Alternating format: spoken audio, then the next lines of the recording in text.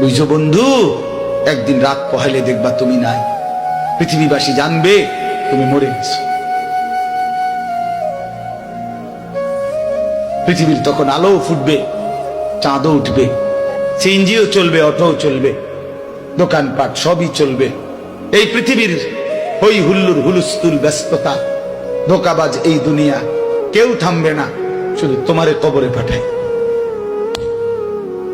ধোকাবাজ এই দুনিয়া, এই দুনিয়া প্রতারক, এই দুনিয়া কেউ থামে না।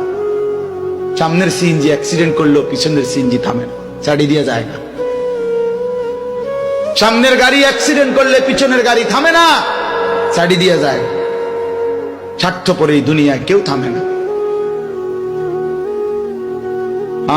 বাপরে দাফন কইরা এই সন্তান, এই বউ বাচ্চারাই আবার আসার পরে ওই দিনকেই ভাত খায়, তাই না? পেট বইরা খায়, লগের ঘরের থেকে আর আইন্দা আনছে, এরা ঠিকই পেট ভরে খায়। তো ওরা না কাঁদলো বিকালে, ওরা না দুপুরে কাঁদলো, কোন ভাত খায় খা। স্বার্থপর, কেউ থামে না দুনিয়া, আলো বাতাস সব চলে, তুমি বন্ধু থাকবে। আল্লাহকুমুত তাকাসুর হাত্তা যুরতুমুল মাকাবির। আল্লাহ বলছে, বান্দা আখিরাত ভুলে গেলা, দুনিয়ায় ডুবে গেলা, তবে মনে রেখো হাত্তা যুরতুমুল মাকাবির, এরই মাঝে কিন্তু একদিন কবরস্থানেই পৌঁছে যাবে। হ্যাঁ, কই পৌঁছে যাইবা? তোমরা কবরস্থান দেখো নাই ভাইয়া? কাল্লা সাউফা তা'লামুন। আল্লাহ বলে, কবরে আসলেই আমি বুঝাই দেব বান্দা আমার নাফরমানির শাস্তি কেমন। সুম্মা কাল্লা সাউফা তা'লামুন। আবার নাফরমান হাসরের ময়দানে আসলে আমি আবার বুঝাই দেব আমার অবাধ্যতার শাস্তিটা কি। একবার বুঝাবো কবরে।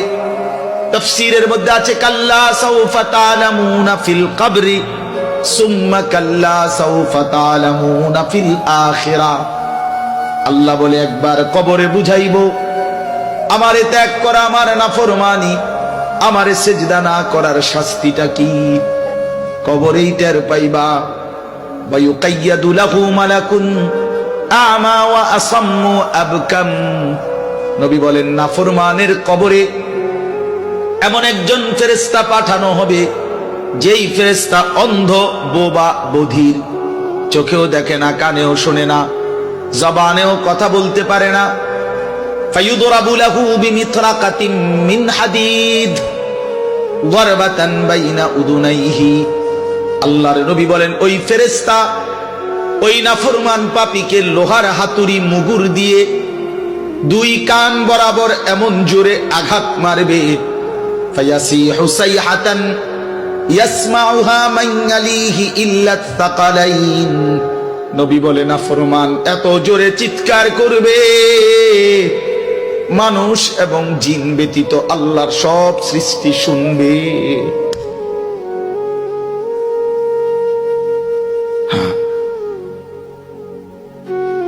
বহু কবরস্থানে এমনও হয়, গরু ছাগল রশি ছিঁড়ে লাইতে চায়, জানেন এটা? ওরা শুনে, ওরা শুনে কবরের আযাবের আওয়াজ, এজন্য রশি ছিঁড়া ফেলতে চায়।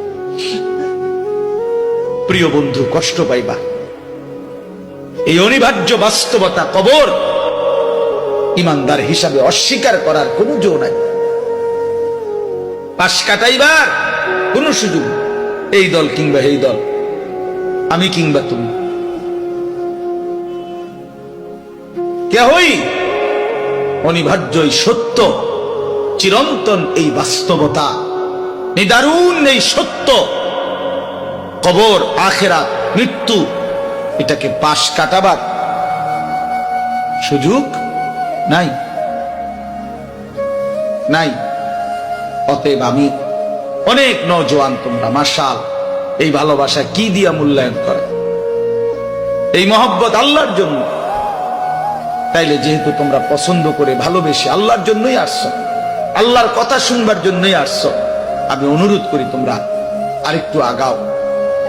যেহেতু আল্লাহকেই ভালোবাসো, আল্লাহর কথাই শুনতে চাইছো, আল্লাহর জন্যই বসছো ভাইয়া, দাঁড়াইছো, তো আর একটু হিম্মত করে সেজদা দিয়া দাও, মালিকের সেজদা দাও, ঠকবা না। আল্লাহরে সেজদা দিয়ে কেউ ঠকে না, আল্লাহর গোলামি করে কেউ ঠকে না।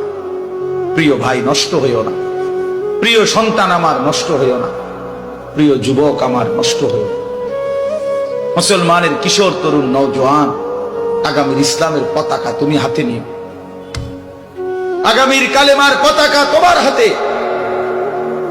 সারা পৃথিবীতে ইমানদারের বিজয় হবে, হচ্ছে।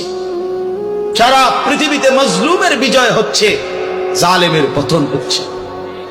কোথাও সারা পৃথিবীতেই জালেম থরথর করে কাঁপতেছে। হ্যাঁ, সারা পৃথিবীর বাস্তবতা, শুধু বাংলাদেশ আর সিরিয়া না। দুই জালেম তো চলে গেছে, বাকি জালেমরাও বেডিং পত্র গুছায় ফেলছে।